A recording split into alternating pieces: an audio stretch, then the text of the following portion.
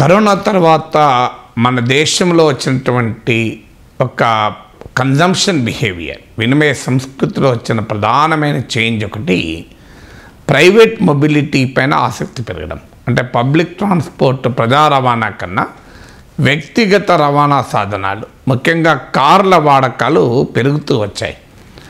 Consumption బిహేవియర్ను చూస్తే economy యొక్క trends అర్థమవుతుంది మనకు. అంటే ఇండియన్ ఎకానమీ ఎటువైపు పోతోంది అనేది అర్థం కావటానికి కన్జంప్షన్ బిహేవియర్ ఇది వెరీ ఇంట్రెస్టింగ్ డేటా అవుతుంది. నేను గతంలో కూడా ఈ కన్జంప్షన్ ప్యాటర్న్స్ ఆధారంగా చేసుకొని ఎకానమీని ఇతర సందర్భాల్లో కూడా కొన్ని వీడియోలు విశ్లేషించాను. సో ఈ ట్రెండ్లో ఇప్పుడు ప్రజెంట్ ఇంట్రెస్టింగ్ ట్రెండ్ ఏంటంటే 2019 తర్వాత లోన్స్ తీసుకొని కార్లు కొనేవారి సంఖ్య పెరుగుతూ వస్తుంది.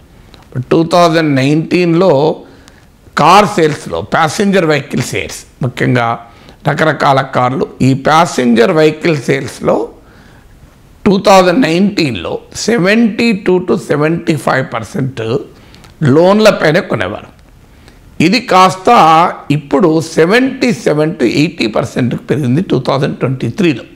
అంటే 4 ఏళ్లలో ఈ ఫైనాన్స్ పైన కార్లు కొనే ట్రెండ్ గణనీయంగా పెరిగింది. 72 to 75% 77 to 80% పెరిగింది. సో ఈ పెరుగుదలకు అనేక కారణాలు ఉన్నాయి. ఎందుకు మరి finance penetration in car sales ఎందుకు పెరుగుతుంది? దీనికి మొదటి కారణం ఏంటంటే rising cost of the cars. కార్ల ధరలు రకరకాల రీజన్స్ వల్ల పెరుగుతూ వస్తున్నాయి.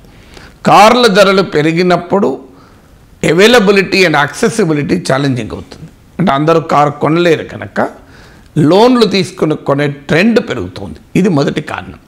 రెండవ కారణం ఏంటంటే లోన్లు ఇచ్చే సంస్థల సంఖ్య పెరుగుతోంది. ఉదాహరణకు గతంతో పోలిస్తే ప్రైవేట్ బ్యాంక్స్ కార్ లోన్స్ ఇవ్వడం పెరిగింది ఒకప్పటితో పోలిస్తే. అలాగే మనకు మూడవ కారణము non banking finance companies, NBFCs అంటారు.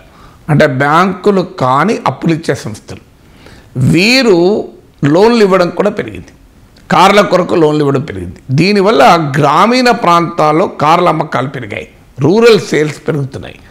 ఎందుకంటే non banking finance companies loan ఇవ్వడానికి, బ్యాంకులు లోన్ ఇవ్వడానికి ఒక తేడా ఉంటుంది. ముఖ్యంగా తేడా ఏంటి అంటే కొలేటరల్, ఏదో ఒకటి తాకట్టు పెట్టుకొని లోన్ ఇస్తుంటారు బ్యాంకులు. సో నీకు అసెట్స్ ఉన్నాయా చూస్తారు, నీ క్రెడిట్ ప్రొఫైల్ చూస్తారు, నీ క్రెడిట్ హిస్టరీ చూస్తారు, సిబిల్ స్కోర్లు చూస్తారు. ఇవన్నీ చూసి లోన్లు ఇస్తారు. కానీ నాన్ బ్యాంకింగ్ ఫినాన్స్ కంపెనీస్ వీటిని అంతగా పట్టించుకోకుండా కొంత లిబరల్గా లోన్ ఇస్తారు. అందువల్ల ఎన్బిఎఫ్సిస్ కార్ లోన్ సెగ్మెంట్లోకి ఎంటర్ కావడం వల్ల గ్రామీణ ప్రాంతాల్లో అమ్మకాలు పెరిగాయి. ఇది మూడో కారణం. గ్రామీణ ప్రాంతాల్లో అమ్మకాలు పెరగడము, ఎన్బిఎఫ్సిస్ లోన్స్ ఇవ్వడంతో కార్లు లోన్ తీసుకుని కొనే ట్రెండ్ పెరిగింది రూరల్ ఏరియాస్లో కూడా. నాలుగవది ఇంట్రెస్ట్ రేట్స్ తగ్గుతున్నాయి. అంటే గతంతో పోలిస్తే చౌకగా రుణాలు దొరుకుతున్నాయి. ఐదవది లోన్ కూడా బ్యాంకులు రకరకాల అవసరాలకు తగినట్టుగా, కస్టమర్లకు తగినట్టుగా టైలర్ మేడ్ ప్రొడక్ట్స్ తీస్తున్నారు. అంటే ఉదాహరణకు స్టాండర్డ్ ఈఎంఐ ఒక పద్ధతి. స్టాండర్డ్ ఈఎంఐ అంటే నీకు ప్రతి నెల ఒక ఫిక్స్డ్ ఈఎంఐ కట్టే ట్రెండ్. అలా కాకుండా ఇప్పుడు కొత్త లోన్ ప్రొడక్ట్స్ వస్తున్నాయి. అంటే బిగినింగ్లో ఈఎంఐ తక్కువ ఉండి గ్రాడ్యువల్గా ఈఎంఐ పెరుగుతూ వస్తుంది. దీనివల్ల లాభం ఏంటంటే ఇప్పుడు నీకు ఆదాయము తక్కువ ఉన్నా కారు తీసుకుంటావు, ఎందుకంటే ఇమీడియట్గా ఈఎంఐ భారం తక్కువ ఉంటుంది. నీ ఇన్కమ్ పెరుగుతున్న కొద్దీ ఈఎంఐ అమౌంట్ పెరుగుతుంటుంది. అందువల్ల నీ కార్ లోన్ తీర్చగలిగే కెపాసిటీ పెరుగుతున్న కొద్దీ ఈఎంఐ పెరుగుతుంది. దాంతో అట్రాక్షన్ కూడా ఉంటుంది. ఇప్పుడైతే తక్కువనే కదా ఈఎంఐ, భవిష్యత్తులో ఇన్కమ్ పెరగదా, కష్టపడి సంపాదించుకుంటాను, నా ఆదాయం పెరుగుతుంది కదా, ఈఎంఐ కట్టుకోగలను కదా అని. తర్వాత బెలూన్ ప్రొడక్ట్స్ అని వస్తున్నాయి. అంటే ఏంటంటే ఈఎంఐ తక్కువగా ఉండి ఎండింగ్లో పెద్ద మొత్తంలో కట్టాల్సి ఉంటుంది. అల్టిమేట్గా నువ్వు కట్టేది ఒక్కటే అమౌంట్, దాని మీద లోను దాని మీద ఇంట్రెస్ట్ ఉంటుంది. కానీ ఈ నేచర్ ఆఫ్ లోన్స్ అంటే లోన్ ప్రొడక్ట్స్ యొక్క రకరకాల పద్ధతుల రీత్యా కస్టమర్కు మరింత ఈజీ అవుతుంది. లాస్ట్కు పెద్ద అమౌంట్ కట్టడం ఉంటుంది. సో ఈ రకమైన టైలర్ మేడ్ ఫైనాన్షియల్ ప్రొడక్ట్స్ కూడా రావడం వల్ల కూడా లాభం అవుతుంది. ఆరవది ఏంటంటే ఈ ఫ్లీట్ సేల్స్ పెరుగుతున్నాయి. అంటే ఫ్లీట్ సేల్స్ అంటే కంపెనీలు, వివిధ ఆర్గనైజేషన్స్, గవర్నమెంటు ఒక బంచ్ ఆఫ్ కార్స్ కొనడం, దాన్నే ఫ్లీట్ సేల్స్ అంటారు. అంటే ఒక వ్యక్తి ఒక ప్యాసింజర్ ఒక కారే కొంటాడు. ఫ్లీట్ సేల్స్ అంటే ఒక కంపెనీ ఏకంగా ఒక 20 కార్లు కొంటుంది, 30 కార్లు కొంటుంది. ఈ ఫ్లీట్ సేల్స్లో ఒక ట్రెండ్ ఏంటంటే 95% ఫైనాన్స్ మీదనే ఉంటాయి. కంపెనీస్, ఆర్గనైజేషన్స్ తీసుకునేది గవర్నమెంట్ తీసుకుని లంసం కట్టకుండా వాళ్ళు ఒక లోన్ పైన తీసుకోవడం ఉంటుంది. ఇప్పుడు నార్మల్గా ఇప్పుడు పెరిగిన ఫైనాన్షియల్ పెనిట్రేషన్ తర్వాత కూడా నేను ఇంతకుముందు లెక్కలు చెప్పినట్టు 77-80% ఆఫ్ కార్లు మాత్రమే లోన్ల పైన కొంటున్నారు. అదే ఫ్లీట్ సేల్స్ అంటే కంపెనీలు, సమ్ ఆర్గనైజేషన్స్, ప్రైవేటు, గవర్నమెంట్ వీళ్ళు కొనే దాంట్లో 95% ఫైనాన్స్ పైన కొంటారు. అందువల్ల ఫ్లీట్ సేల్స్ ఓవరాల్ కార్ సేల్స్లో వాటా పెరుగుతున్న కొద్దీ ఫైనాన్స్ మీద కార్లు తీసుకునే వాటా కూడా ఆటోమేటిక్గా పెరుగుతుంది. ఏడవది మిడిల్ క్లాస్ ఎమర్జ్ కావడం పెరిగింది. అంటే మన దేశంలో ఇది ఒక growing phenomena, rising middle class. ఎనిమిదవది ఓవరాల్ ఎకనామిక్ కండిషన్స్ కూడా పెరుగుతున్నాయి. అంటే ఆర్థిక పరిస్థితుల్లో కూడా మార్పు వస్తుంది, ఫ్యూచర్ పైన కాన్ఫిడెన్స్ వస్తుంది, సంపాదించుకోగలమని ఆ ఎకనామిక్ కండిషన్స్ కూడా పెరగడం అనేది ఒక ట్రెండ్గా ఉన్నది.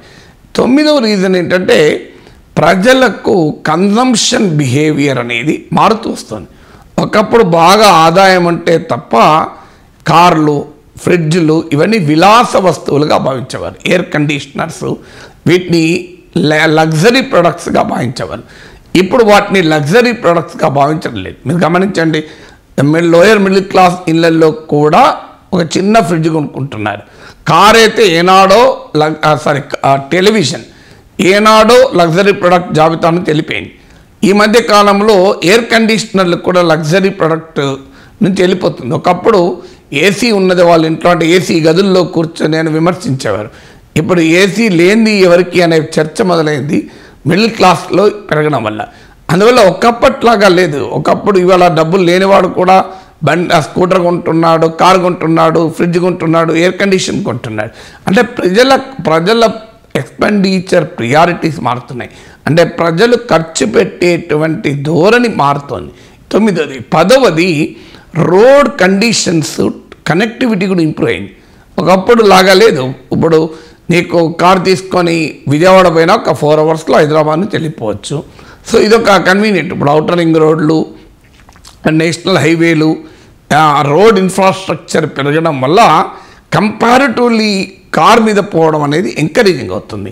దాంతోపాటు రకరకాల పద్ధతుల్లో మీకు ట్రెండ్ పారిపోయింది. ఇప్పుడు బ్లా లాంటివి షేర్డ్ కార్లు వచ్చాయి, ఈవెన్ మీకు టాక్సీ కార్లు వచ్చాయి. ఇవన్నిటి వల్ల కూడా ఏమవుతుంది అంటే ట్రెండ్ కార్ యూజేజ్ అనే ట్రెండ్ పెరిగిపోయింది. కార్ యూజేజ్ ట్రెండ్ పెరిగినప్పుడు ఆటోమేటిక్గా ఫైనాన్షియల్ పెనిట్రేషన్లో పెరుగుతుంది. ఇంతకుముందు చెప్పినట్టు లోన్ అవైలబిలిటీ ఇంప్రూవ్ అయింది. ఒకప్పుడు ఆన్ రోడ్ ప్రైస్ పైన లోన్లు ఇచ్చేవాళ్ళు కాదు, ఇప్పుడు ఆన్ రోడ్ ప్రైస్ మీద లోన్లు ఇస్తున్నారు. ఒకప్పుడు కారు యొక్క బేసిక్ ప్రైస్ మీద లోన్ ఇచ్చేవాళ్ళు, ట్యాక్సెస్ అలాగే యాక్సెసరీస్ ఇవన్నీ వేరే పెట్టుకోవాలి. ఆ డబ్బు లేక కూడా చాలామంది లోన్ తీసుకుని కారు కొనేవాళ్ళు కాదు. ఇప్పుడు ఏమైందంటే నువ్వు 50,000 వరకు యాక్సెస్ తీసుకుంటే యాక్సెసరీస్ని ఇంక్లూడ్ చేసుకొని, ట్యాక్సెస్ ఇంక్లూడ్ చేసుకొని final price on road price మీద లోన్ ఇస్తున్నారు. సో ఇలాంటి అనేక కారణాలు మన దేశంలో లోన్ తీసుకొని కార్లు కొనే ట్రెండ్ను పెంచింది.